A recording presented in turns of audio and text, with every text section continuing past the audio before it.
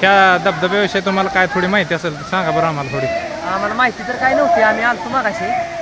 ते पवत आम्ही आता आतमध्ये गेल्यावर कळालं फॉल आहे. परत 2-4 जण होती उघडीवर काटाव, तिथनं वरनं उडी हाणल्यावर कळालं लांब खाली जात नाही. तवा कळाली की धबधबा फॉल आहे. लय खोल आहे गाव. गेल तू खाली पण काय पायाला दगड काय लागला नाही, म्हणजे फॉलच होतं. आणि पाणी लय वडतंय गाव. वडतंय हलकं पाणी, वाहतं पाणी ना, जड पाणी नाही हिरीकडे. थांबल्याला पाणी नसल्यामुळे हलका आहे का. हलकं पाणी आणि मरण्याची मजा ती पावायला. इथं आल्यावर लोकांनी काय काळजी घेतली पाहिजे.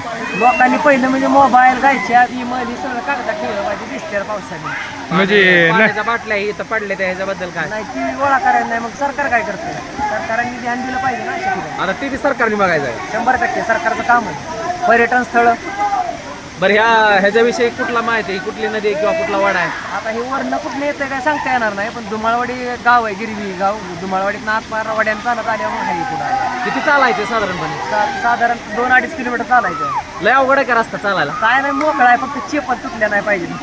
दगड मोठं आहे ना, बोलवलं तुटल्या तर जागेवर सोडून द्यायच्या का. जाग्या सोडून नाही आणि पाय चालत जायचं. आणि येताना काय खायला वगैरे वाटणे भेटतं का. 100% येताना तुम्हाला सांगतो केळं ही आणायची इथं खायला. वडापाव इथं चौकात मावशी देत असते. 15ला वडापाव आहे. आणि गाड्या कुठपर्यंत येते त्या काय. गाड्या लांबपर्यंत ज्याचे दम आहे, ज्याचे टायर चांगला आहे त्याने लांब आणू शकतो. ज्याला पावर जास्त आहे त्याने वरपर्यंत आणायची का. 100% परत धबधब्यात आत घातली तरी चालते. कार बीर असली तर ठार नाही वर येणार, कारण ही आहे ना करंजाची झाड आहे मध्ये. मग हेलिकॉप्टर आणावं लागेल. हेलिकॉप्टर आणून वरनं दाव्याने उतरावं लागेल. पुण्याहून यायचं तर कुठल्या मार्ग यावं लागेल इथं. पुण्यावरून बघा की फलटणला द्यायचं. फलटणवरनं दूधबावीतनं मधनं धुमाळवाडी. नाही फलटणवरून दूध बावीला यायची गरज नाही. फलटणवरून डायरेक्ट गिरवी या गावी. तुम्ही मला प्रश्न विचारतायत कशावर, तुम्ही सांगताय उत्तर तर असा प्रश्न उद्भवतो ना. आणि इकडे सातारावर यायचं म्हणल्यावर ती एवढं काय सांगता येणार नाही, पण वगळी जसं दिसत. अहो तुम्ही पर्यटक इथं आलाय म्हणून आम्ही तुम्हाला विचारतो. काय नाही, आम्ही 100 पेट्रोल टाकलं आलो. बरं तुम्हाला एक केळं खाय देऊ का. केळं संपलेले आहेत सध्या. ते आम्ही 30ची बिस्किट आणल्यात बारीक ती खाऊ. पावताना कशा उड्या मारल्या काय. तुम्हाला सांगतो की ही दिसतंय का ही असं कुठलं? पळत गेली बघा ही. हां हां झालं का झालंय का? हां.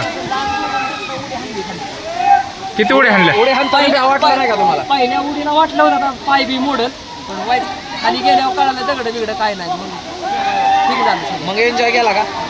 अशी पोरं येत असलेली असतात. वर वाईट गेलं होतं पण तिथे खवाळं म्हणून खाली आलं मी. म्हणजे ह्याच्या वर काय आहे बघा. वरच्या का. हा, कारण त्याच्या महिष्मती राज्य आहे, त्याच्या वर गेलं. महेश मध्ये आहे का. हा त्याच्या वर इसके ऊपर कुछ तो है क्या. ती 2-4 हत्ती थोडं दिसलं होतं, पण परत माघारी आलो. कट्टा पण धरला असतं ना की वर गेलं, परत माघारी आला असता. देवसेनाला भेटून आला असता वर कुंडली तिला. नाही देवसेनेने परत मला कोणला असतं.